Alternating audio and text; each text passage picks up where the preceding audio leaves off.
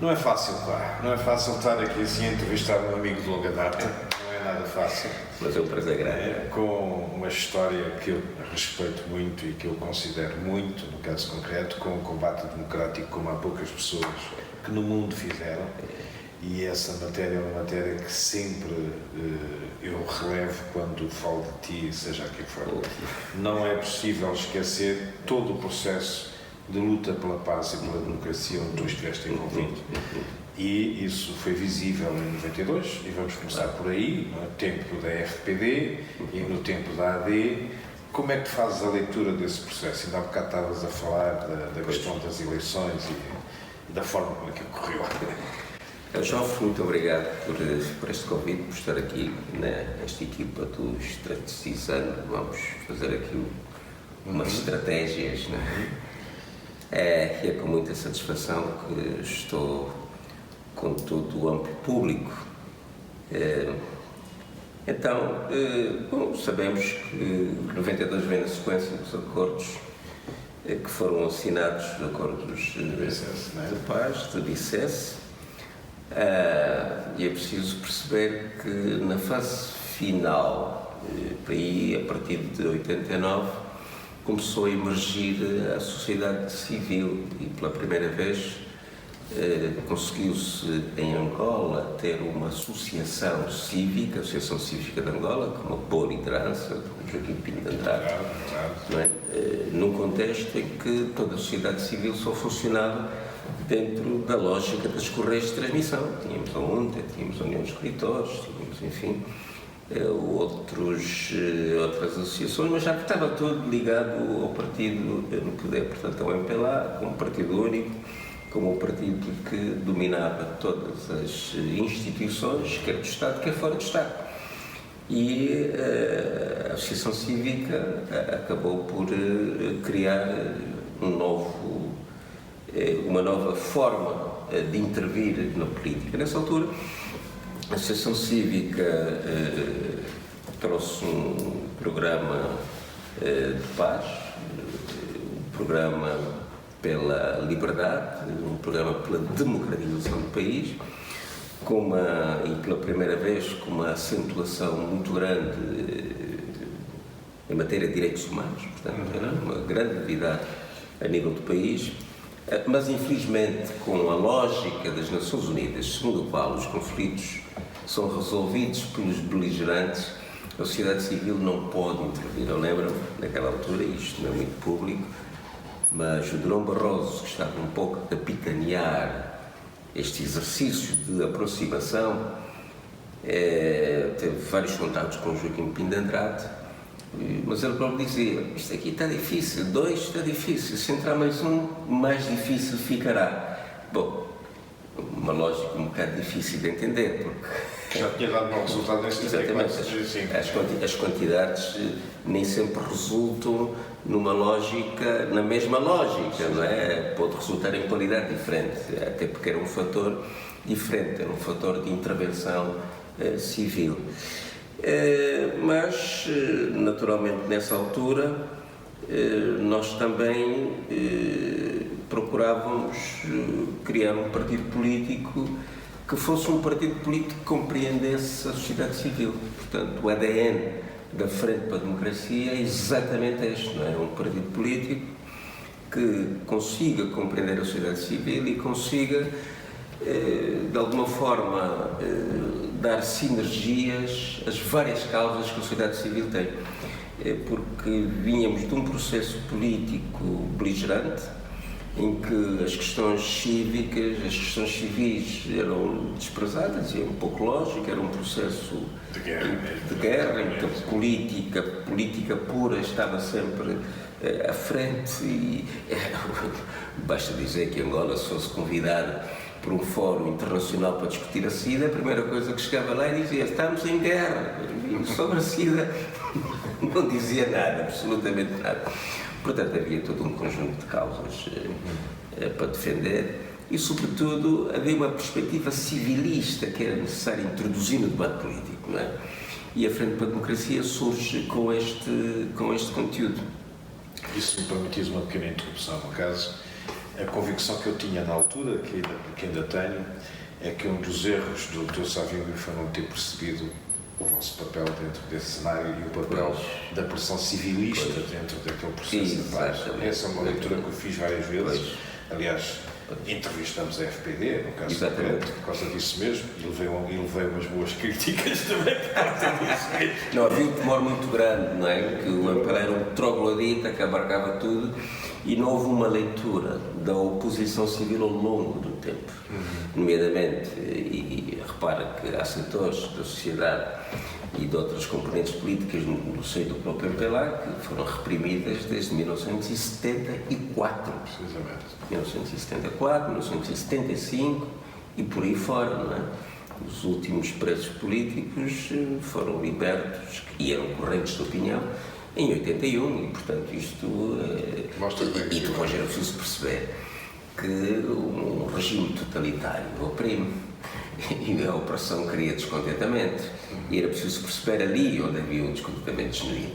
Sabia-se e sabe-se claramente que o MPLA criou partidos, digamos, que se afirmavam de oposição, mas que estavam, digamos, sob sua paternidade, mas era preciso ter a leitura mais profunda da situação e era preciso ter um ponto de vista mais profundo para poder fazer alguns entendimentos. Então, a Frente para a Democracia surge efetivamente deste contexto. Eu fui secretário-geral da Frente para a Democracia em 1991, o que me valeu logo de imediato uma série de problemas. Eu naquela altura tinha concorrido para as eleições como administrador comum dos administradores da Sonangol, ganhei as eleições com 55%, mas nunca tomei posse. E a razão é esta, é que não fazia parte do clube, não é? E falava-se em democracia, mas pretendeu-se manter o mesmo sistema, partido único, partido que conduz tudo, partido que não cria um espaço político e que domina efetivamente tudo, porque era só assim que sabia governar. Bom, a Frente para a Democracia, nas primeiras eleições, concorreu em coligação. Paradoxalmente, tivemos menos votos que o conjunto dos subscritores dos vários partidos, tivemos apenas um deputado, mas só que o contexto depois permaneceu desfavorável, não é? Sabemos todos que a Frente para a Democracia fez um grande esforço para evitar a guerra. Tivemos naquela altura contactos com a direção da UNITA, o meu companheiro Simão Cacetes esteve no AMBO e eu deveria ter contactos com o Presidente da República. Eu estava no AMBO quando o Simão Cacetes lá esteve, pois. E eu devia ter contactos simultaneamente com o Presidente da República em Luanda. O Presidente da República negou-se, tentámos depois e conseguimos mais tarde um contacto com o Bureau Político do MPLA, mas aquilo fazia parte da manobra, não é? Portanto, nós, ao irmos falar com o Savimbi e com a UNITA, éramos logo conotados com aquela parte. Não era um esforço de paz, mas era porque fazíamos parte de um bloco beligerante. Isso justificaria depois a repressão contra nós quando a guerra retomou, não é? Mas na reunião que nós tivemos com a MPLA, nós colocamos um conjunto de propostas. Explicamos que estávamos num contexto muito complicado, que um retorno à guerra seria um desastre completo. Como foi? Como foi. Portanto, as posições estavam conhecidas. Cada um sabia quem é que era, não é? A UNITA já estava em várias cidades, tinha uma guerra inicialmente de cidades, que seria um desastre completo. Apresentámos um projeto de governação de unidade nacional, até porque a UNITA tinha ganho em várias províncias e podia-se, ali onde houvesse maioria de um partido, propor-se, por exemplo, o governador. Isto estaria sempre sob paternidade do Presidente da República que nomeava e, portanto, isto não teria problemas de maior. Nas empresas públicas, tentar também envolver a UNITA. Nós não tínhamos uma grande vantagem pessoal deste ponto de vista, porque tínhamos um deputado. íamos estar a dividir poder por causa disso. Não era a nossa preocupação. A preocupação era evitar uma guerra. O país já tinha sido devastado ao longo de muitos anos, de muito tempo. Quer dizer, uma guerra daquela natureza criou naturalmente a situação que nós hoje estamos a viver. Não fomos ouvidos. É preciso dizer que já em 1991, logo após o ICES, a nossa intervenção junto das entidades americanas, daquela troika, era no sentido de que não concordávamos que as eleições fossem feitas naquela altura, por uma razão muito simples. Eleições pressupõem, no mínimo, espírito democrático. O espírito democrático pressupõe a aceitação do outro. E num contexto em que saímos de uma guerra com beligerantes que mantêm as armas, quem perder, com certeza que vai contestar, mesmo os que já estavam no poder. E no caso da UNITA, teríamos o problema de que no contexto africano, quem ganha, ganha tudo. Não é? Porque não temos implantado um sistema de cidadania em que eu sou visto como cidadão independentemente da minha posição político-partidária, independentemente de ter perdido as eleições. Mas entre nós não é assim. E com aquela expectativa de quem perde tudo, se não incluirmos a UNITA no poder, o que é que vai acontecer? Vão perder tudo. É um desastre. Para quem vem, e nós explicamos isso em MPLA e fizemos ver como é que vocês chegaram aqui em 1975, os guerrilheiros, não é? A ânsia que tinham de estabilidade, de estar no poder, não é? E com os outros a mesma coisa. Ainda por cima as eleições são equilibradas. Eleições equilibradas, uma guerra é 50% contra 50%, é um desastre. Mas não. O MPLA apenas aproveitou as nossas sugestões para fazer política com a UNITA. E, por seu lado, a UNITA também não acolheu uma posição que nós, na altura, transmitimos no âmbito, que era este debate não pode ser um debate bilateral, tem que ser um debate nacional. Houve muitas forças que concorreram. E, portanto, o grande papel que a UNITA pode exercer, porque é um interlocutor privilegiado, é efetivamente dizer ao MPLA: vamos conversar todos, não é? Porque era necessário diminuir a tensão militar que os dois faziam, porque os outros não estavam envolvidos nesta tensão, transferir a tensão militar para a tensão política e encontrarem uma forma de resolver o problema evitando a guerra. Bom, não foi possível. E o que é que isto resultou? Isto resultou na retração de todo o movimento político. Porque quando há uma abertura, não é? Nós estávamos num contexto de partido único. Praticamente ninguém se afirmava, não é? Pronto, éramos alguns que tentavam mover o movimento cultural, o movimento social. Em 1989 abrimos em Luanda os debates com a homenagem que fizemos ao Liceu Vieira Dias e a sua geração artística. Não havia debate em Luanda, não é? Foram 15 dias de uma exposição cultural e da explicação política, da rítmica, do golo rítmico, como é que eles atuavam, como é que eles elaboravam os sons, como é que eles consultavam o povo para chegar a uma certa ritmo e ter consenso, não é? De que esta ritmo mantinha a matriz angolana. Isto foi um trabalho extraordinário que o grupo Angola Ritmos fez. E, portanto, mas foram poucas coisas que aconteceram naquela altura, não é? Desse ponto de vista, surgiu a ACA também como um fator, digamos, novo e importante na conjuntura política que vivíamos. Então, a abertura que se registra em 92 foi uma grande satisfação para todos, não é? E portanto, vem para o movimento político todos aqueles que não têm uma grande experiência ainda de vida, ainda não tinham percebido que a política, e sobretudo em África, é uma cordilheira de montanhas, não é? Desde sobe, depois volta a descer, volta a subir, e às vezes o sentido geral é para baixo e não é para cima, não é? E portanto, isto fez com que o recomeço da guerra produziu uma retração muito grande.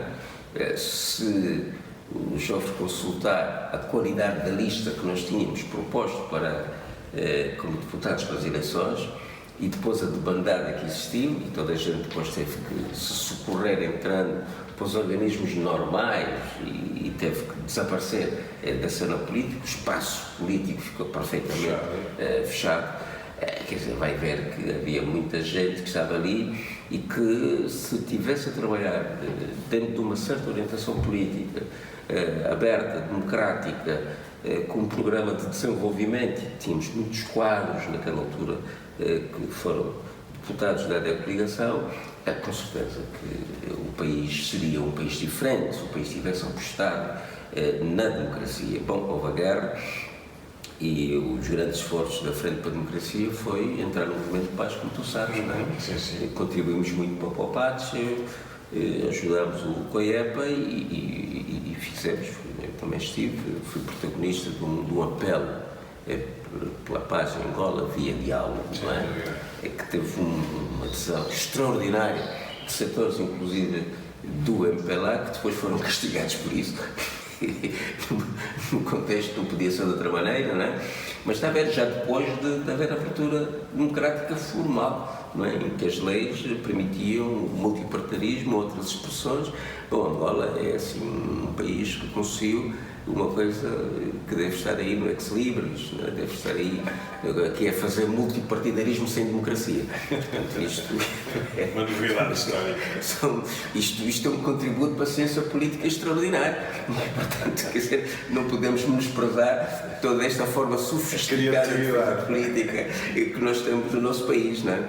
E então, depois estivemos envolvidos nisso, porque uma coisa é, porque a pílica é completamente diferente, tu fazeres a paz via diálogo, que é uma paz em que se sopesa as motivações da guerra de ambas as partes e se consiga chegar a uma certa matriz e que também se ouça a sociedade civil, porque foram as vítimas, o capim, digamos, da guerra, as aspirações que este grupo, os vários grupos da sociedade civil têm. Quando as coisas são pela via diálogo, têm algum caminho para andar. Quando há um vencedor pela guerra, este vencedor está à vontade para ir buscar o espólio da guerra. Infelizmente foi o que aconteceu. Foi o que aconteceu. Foi o que aconteceu e isto conduziu o movimento político até à morte de Savimbi e continuou de forma agressiva, não é? Quando nós muitas vezes falamos desta exacerbada corrupção, não estamos a fazer uma ligação, digamos, a estes fenómenos, mas isto está tudo absolutamente ligado. Está tudo absolutamente ligado. Portanto, nós, enfim, houve uma paragem no processo democrático a propósito da guerra, e as eleições só retomaram em 2008. Digamos que os partidos ali no Parlamento ficaram de alguma maneira subordinados àquela dinâmica, era mais um sítio de acolhimento para as pessoas não sofrerem a repressão. Portanto, no início a Frente para a Democracia recusou-se a ir para o governo de reconciliação nacional, porque claramente era um governo para fazer a guerra com outra parte angolana, e nós fomos muito claros nisso. Nós não estamos a fazer política para fazer uma guerra fratricida entre irmãos. Portanto, se nós víssemos logo ao início que havia ali da parte do governo um esforço no sentido da reconciliação, tudo bem, mas não era isto, não era fazer a guerra até submeter a outra parte, e portanto isto ia ter custos muito grandes e eu estaria, digamos, a pesar na nossa consciência política, e portanto nós não podemos estar a fazer política com uma consciência pesada, não é? Não é por aí que nós temos que, não é esse o nosso campo, não é aí que nós estamos. Então, a Frente para a Democracia voltou a concorrer em 2008. Em 2008 houve eleições fraudulentas, novamente, e nessas eleições fraudulentas, a Frente para a Democracia, que nas contagens que estavam a ter já tinha, houve um observador que nos disse claramente que tinham 5 deputados. Na altura, quem estava no centro de escrutínio, eu, o Presidente da República, era o José Eduardo dos Santos, que disse claramente: este partido é para ir para o lixo. E com a questão da cláusula barreira, nós acabamos por ficar liquidados. Não só fomos liquidados, porque nós próprios, para não dar prazer ao regime, nos liquidar, fizemos a nossa autoliquidação. Fizemos a autoliquidação e então transformámos, com mais outras pessoas que estiveram connosco, por exemplo, o Dr. Justino Pinto de Andrade, na altura esteve nas nossas listas como independente, como o José Amaral e outras pessoas, como independentes, mas a partir daí resolveram connosco e outros setores de pessoas de outros partidos que estavam desmobilizados, formamos então o Bloco Democrático, não é? Posso fazer uma pergunta? Um bocado indiscreta. O Bloco Democrático tem alguma coisa a ver com o Bloco de Esquerda ou nasceu por outras razões Bloco Democrático? Não, nasceu por outras razões, naturalmente. Foi o nome que... Temos boas relações com o Bloco de Esquerda, sem dúvida, mas o nome FPD, que já estava a vincar, não é? Eles não aceitaram que o nome voltasse, não percebemos muito bem porquê. Foi o Governo que decidiu? Não, foi o Tribunal Constitucional. Nós fizemos o processo, éramos frente para a democracia, fizemos frente pela democracia, mas a sigla é a mesma, não passam. Este partido já não existe e, portanto, se não existe sigla, pode haver esta sigla outra vez. Não, fomos absolutamente vetados, porque o propósito era este, não era? O propósito era retirar uma sigla do mercado. Retirar uma sigla do mercado. Pronto, então transformamos em Bloco Democrático, não é? E portanto, aglutinando outros setores e tentamos concorrer às eleições de 2012. Nessa altura, nós estávamos bem posicionados, porque éramos o partido que tínhamos maior intervenção no movimento social, não é? O próprio movimento dos refúgios, o movimento sindical, etc., estavam com... Nós tínhamos muita atividade, conferências, etc. Portanto, ao longo de muito tempo, nós estivemos com as pessoas que foram expulsas das suas casas, lutamos para que tivessem casas dignas e, portanto, tínhamos efetivamente uma grande popularidade com o movimento social. No entanto, quando fomos pôr as nossas assinaturas, o Tribunal Constitucional, que no fundo é bom dizer-se isso, quer dizer, um partido em Angola precisa de não sei quantas mil assinaturas, acima das 12.500, 17.500, para se legalizar. O nosso processo não é um processo que, do ponto de vista administrativo, tem regras estritas. Se um cidadão tem um cartão de eleitor que, vamos supor, no AMBO, ele se inscreveu no AMBO, mas que, entretanto, depois sai nas listas do Coisa Sul, o indivíduo que está ali na informática pode considerar que ele é do AMBO ou do Coisa Sul conforme as suas conveniências, não é? E aconteceu isto, e com base nisso eliminaram uma série de assinaturas nossas, não é? A fraude não é na contagem, meramente, a fraude começa a ser feita na emissão de cartões. Nós tínhamos dirigentes provinciais que tinham cartões duplicados e estavam outras pessoas com os seus próprios cartões, porque há partidos que são formados pelo próprio MPLA, faz-se a deslocalização da base de dados para indivíduos, para esses partidos, de pessoas que são nossas, e quando nós vamos colocar o nosso processo, o processo já existe a mesma pessoa.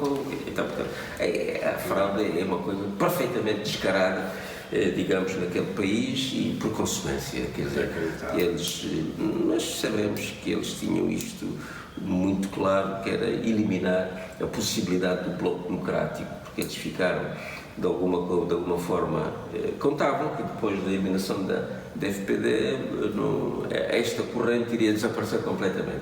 Isto não aconteceu. Na verdade, não aconteceu, mesmo sem fundo. Do ponto de vista social, vocês são a terceira força daquele país. Sim, do ponto de vista social... Eu nunca tive dúvida, vale a pena. Depois da FNLA de certa forma, ter-se suicidado, vocês são a terceira força. Sem dúvida, uma boa implantação no movimento social.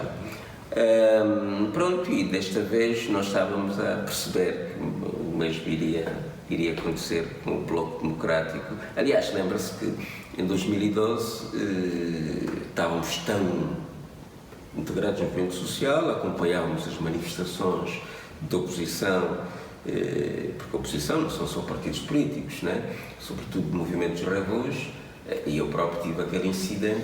Contou o incidente, para as pessoas se lembrarem. Foi um incidente de uma tentativa de assassinato que houve naquela altura, porque a leitura do poder era que isto aqui é primavera árabe, é preciso matar 2 ou 3 pessoas que estejam, digamos, neste movimento para reprimir tudo o resto e fazer recuar. Sabe que uma das técnicas habituais do MPLA é não permitir que haja desenvolvimento de novas correntes e matá-las no ovo. Surgiu este movimento social com características novas, não é? Fugiram um bocado do politicamente correto. Conseguiram trazer um novo tipo de reivindicações, como os Eduardo está há muito tempo no poder, que saia.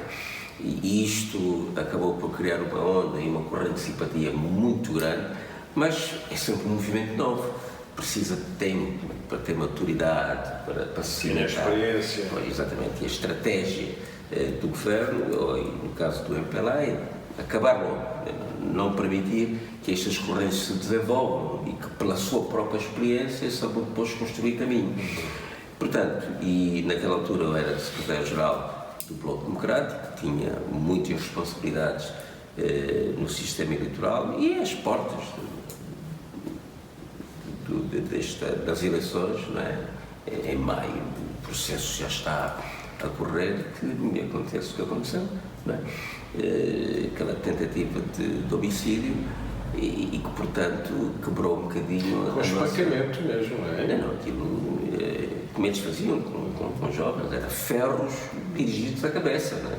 Só quando me percebi que eu estava esvero completamente em sangue, eu fui proteger a cabeça e pronto. Todo este braço foi partido em várias partes. Então,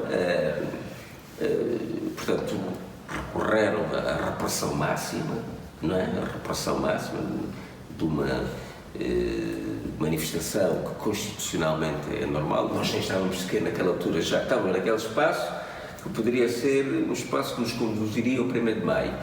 Mas já tinha havido, naquele mesmo dia, muita repressão no Cazenga, porque os jovens organizavam dos Mosseques para Baixa, não é?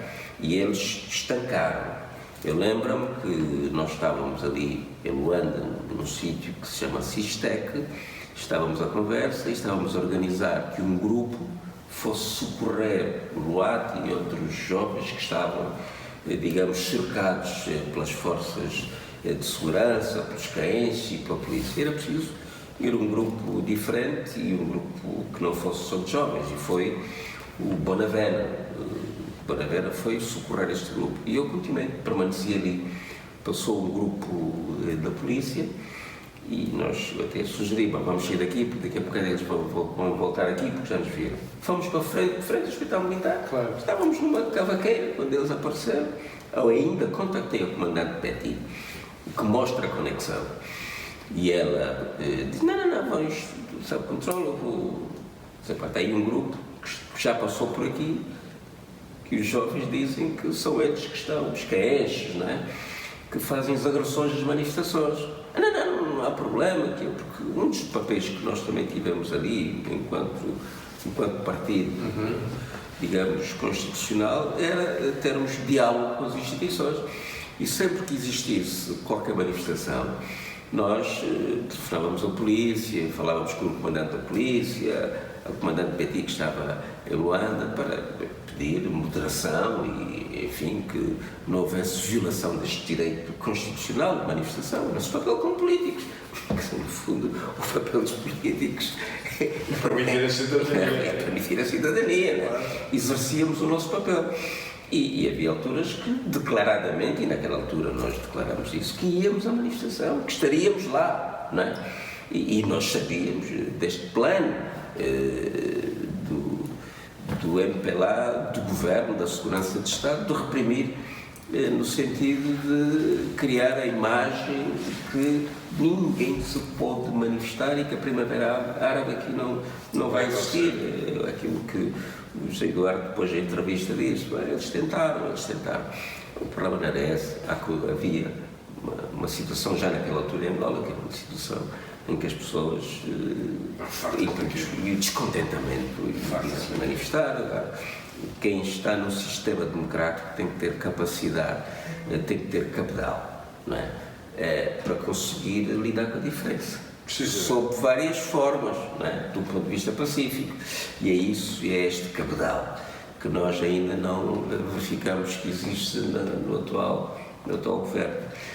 Fala-me do atual governo, fala-me aqui do Sr. Presidente João Lourenço. Como é que vamos fazer com isto? Criou uma grande expectativa porque, bom, em primeiro lugar, uma mudança de liderança do país, uma coisa que não acontecia há 3 décadas, né? Quase 4 décadas, e como as décadas passadas não eram muito boas em matéria, digamos, de convivência com o movimento social e com os cidadãos, toda a gente achava que era bem-vindo, e depois de uma campanha eleitoral que pegou nos alvos, que eram os alvos privilegiados da oposição, a corrupção, clientelismo, estes dois e mais alguns, e pronto. E então havia assim alguma esperança, houve algumas medidas imediatas que foram tomadas, que, claro, foram medidas populares, como a exoneração de muitos governantes que eram antipopulares, apesar de termos um sistema em que o Presidente da República é responsável por tudo e que os outros são meros secretários, ficava claro que o desempenho daqueles ministros, daquela estrutura toda, não era um bom desempenho. E, portanto, toda a gente ficou satisfeita com isso. Ficaram satisfeitos também com a prisão de alguns dirigentes políticos e de alguns gestores superiores, né? Porque a corrupção, que, enfim, fomos sempre combatendo ao longo deste tempo, que não é novo, né? O próprio... Uma história antiquérrima. Eu próprio tenho uma história sobre isto, porque fiz um estudo sobre a corrupção e o NDI, naquela altura, uma organização não governamental, tinha promovido um debate sobre a corrupção na Indiama. Por acaso, os meus colegas todos puderam fazer intervenções, mas pronto, foi o meu dia bloquear.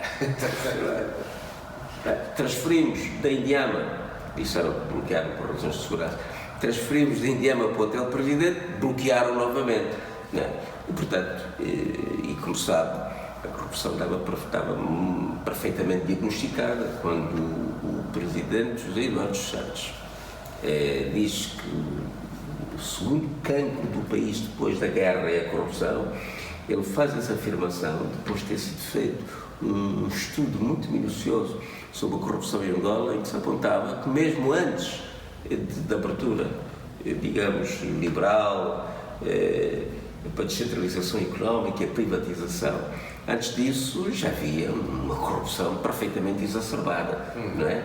E que apontavam, já naquela altura, o MPLA como o epicentro da própria corrupção. Portanto, não é nada novo, só que assumir pela governação é uma boa notícia, não é? E, portanto, aquilo que parecia ser um grande combate, que mobilizou toda a opinião pública, digamos, construiu-se uma grande montanha, mas os resultados têm sido muito incipientes, não é? Primeiro, um conjunto de processos jurídicos que depois são dados como mal elaborados, e dados como mal elaborados depois voltam para trás, as pessoas são presas, passam o tempo da prisão preventiva, são soltas, depois há todo um emaranhado de acusações atrapalhadas, portanto não há um alvo concreto, e o resultado é que as pessoas saem e o governo consegue recuperar algum dinheiro. É evidente que isto não é satisfatório. E o que é que nós estamos a ver? Neste momento, um membro do Bureau Político do MPLA afirmou que a corrupção aumentou. Então, quais são os resultados? Em primeiro lugar, a corrupção de baixa intensidade e de média intensidade permanece e até aumentou. Ninguém se sente atemorizado com este combate. Tudo funciona na mesma. Tudo funciona na mesma, não é? Os funcionários públicos vão buscar dificuldades ou vão criar dificuldades para ir buscar facilidades, continua na mesma. A nível ministerial, o clientelismo continua e, portanto, os desvios ao Orçamento Geral do Estado continuam. É por acaso que o membro do Bureau Político diz aquilo. aquilo que disse, não é?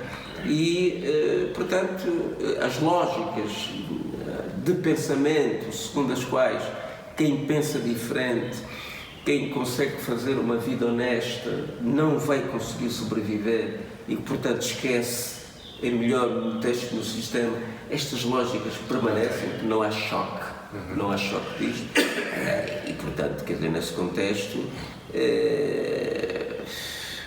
começa a existir agora uma descrença relativamente, digamos, à governação do novo presidente, porque não se está a notar uma linha, não se está a notar um fio consequente, porque não se mexeu nas questões estruturais, não é? Não se mexeu nas questões estruturais. É evidente que neste dito combate que se está a fazer em relação à corrupção, aos desvios dos dinheiros públicos, a família do presidente anterior é visada particularmente, também porque era a família que tinha acumulado mais, ou tem acumulado mais, e que também já estava em contradição com as grandes lideranças do próprio MPLA. E, portanto, visar esta família, de alguma forma, significa que pode haver uma melhor repartição, não sei se é da corrupção, se é de outra coisa, pelo próprio partido, cria um pouco de simpatia, ameniza, porque ele não pode fazer um combate contra todos ao mesmo tempo. Mas quando a gente faz a radioscopia da corrupção, o que há para aí cerca de 600 e tal processos na PGR, e o que nós notamos é que toda a estrutura do Estado, e a estrutura do Estado, do regime do partido, não, toda a estrutura do Estado está afetada. Ministros, secretários de Estado, governadores de banco, diretores nacionais de todos os ministérios, portanto está tudo. Nos municípios, uma pouca vergonha. Por falar em municípios, como é que vão as eleições locais? Como é que isto vai acontecer? Isto é que é o grande problema, não é? Começava um grande debate em torno do chamado gradualismo, se faz apenas em alguns municípios, ou se faz em todo o território nacional, como sabe. A nossa posição do Bloco, também da Casa, e mesmo dos outros partidos da oposição, tem sido que se deve fazer em todo o território nacional, porque isto não é uma questão técnica, é uma questão política. Agora, por razões técnicas, naturalmente, a entrada de funções destas autarquias poderá ser paulatina. Nomeadamente, quando digo funções, quero dizer competências, não é? É o chamado gradualismo funcional. A entrada de competências será gradual. Mas, pronto, nós vimos de um sistema altamente centralizado e concentrado. E o governação atual ainda não sabe viver sem ter cerca de, como tem agora, 85% do Orçamento Geral do Estado na sua mão, não é? E, portanto, também sabe que, do ponto de vista regional, dado que essas eleições são eleições diferentes das eleições legislativas, não contam as siglas, contam as pessoas, há um perfeito desgaste destes administradores municipais e, portanto, o MPLA não está em boa conta e, por consequência, eles temem e então pretendem fazer eleições ali onde eles sabem que podem ganhar, podem mais ou menos calcular que num outro município uma outra força pode ganhar, para não se exagerar muito na manobra, e é isto que eles querem. Isto é mau. Há outras coisas más também nos projetos de lei que têm a ver com a tutela, por exemplo, não é?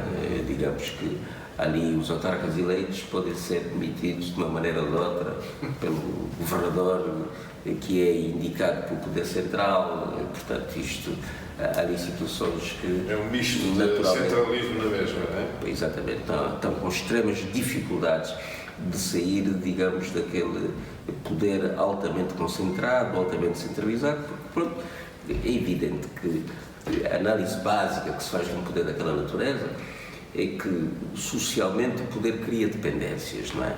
E é preciso concentrar riqueza em certas mãos de gente do MPLA. Todos nós temos que ir lá bater à porta, e se a riqueza se descentraliza, se a capacidade de poder de gerir esta riqueza fica com outros, este clientelismo deixa de existir, e então há problemas, digamos, muito sérios. Um dos problemas que o Presidente João Lourenço tem para combater a corrupção é também este, porque todo aquele sistema está pendurado, está fundeado, digamos, na corrupção, e que consequências é que pode existir? Aliás, são os próprios do MPLA que dizem, se aqui um combate consequente contra a corrupção, nós todos desaparecemos, não é? E eu tenho-vos aconselhado a fazer a destruição criativa, como os economistas gostam de falar, destrói, cria uma coisa diferente, e a coisa diferente é criar um partido, que seja um partido normal, que não seja um partido privilegiado, que não seja um partido que entenda o porquê do MPLA, então é que passa a ser cidadão, que seja um partido igual aos outros, que vá à luta como os outros vão, que contribua. É possível, há espaço, há com certeza espaço para partidos assim. Cada vez há menos espaço para partidos monopolistas, não é? Porque quando o Presidente da República diz que nós temos que destruir os monopólios, o primeiro monopólio a ser destruído ali é o partido. É o Partido de Estado. É o Partido de Estado, e não está a haver coragem de destruir este monopólio. É uma incongruência de pretender destruir o monopólio económico se permanecer o monopólio político. E é isto que existe. Nesta perspectiva direi assim, da progressiva, aceitemos essa hipótese da progressiva criação de eleições locais, que é um bocado absurdo, não consigo entender lá muito bem, mas aceitemos essa hipótese, o que significa que as oposições têm capacidade de se candidatarem, ou vão criar mais algum modelo de bloqueamento da participação das oposições? Não, é preciso que se altere profundamente o sistema eleitoral, que é mau. O sistema eleitoral é um sistema que é um sistema tipo pluripartidário, e portanto quem tem maioria, não é, também tem maioria nos órgãos de gestão eleitoral. E este sistema, efetivamente, tem sido um perfeito desastre. É um sistema que tem permitido não só corrupção a nível do sistema eleitoral, mas tem permitido, naturalmente, a fraude. Não é? É preciso, se o Presidente João Lourenço quiser dar provas efetivas de uma boa governação e a democratização do país, tem que abrir mão do sistema eleitoral, que neste momento é um sistema permissivo para a fraude eleitoral no país. Esta é a primeira condição. Formalmente, com certeza, que os partidos podem concorrer, a lei ainda não está feita, a lei das autarquias, e presume-se também que é constitucional, que os cidadãos individualmente também possam concorrer, e portanto que se pode estabelecer todo um conjunto de alianças com patentes sociais de prestígio, que podem vir a tomar câmaras, que podem vir a ser bons vereadores e formar boas assembleias, e seria absolutamente saudável que isto pudesse acontecer, mas vai haver muitos constrangimentos, né? Vai ser difícil pessoas individualmente concorrerem por causa da máquina eleitoral que eles vão exigir que se tenha, não é? Porque o MPLA, tendo a maioria na Assembleia Nacional do ponto de vista matemático, acabam por ter as leis todas na mão, portanto, eles têm. Agora, tem que haver um combate muito grande desse ponto de vista para que não haja fraude eleitoral. Tem que haver. Lá vais estar tu, Francisco Lopes, à frente desse combate, para quem te conhece. Temos que continuar. Muito obrigado. Estamos já praticamente a uma hora de entrevista, mas foi francamente positiva, foi muito interessante, e garantidamente que os nossos ouvintes e leitores vão gostar bastante deste tempo que foi positivamente desenvolvido. Obrigadíssimo. E que corra tudo bem. Muito obrigado pela oportunidade. Muito obrigado.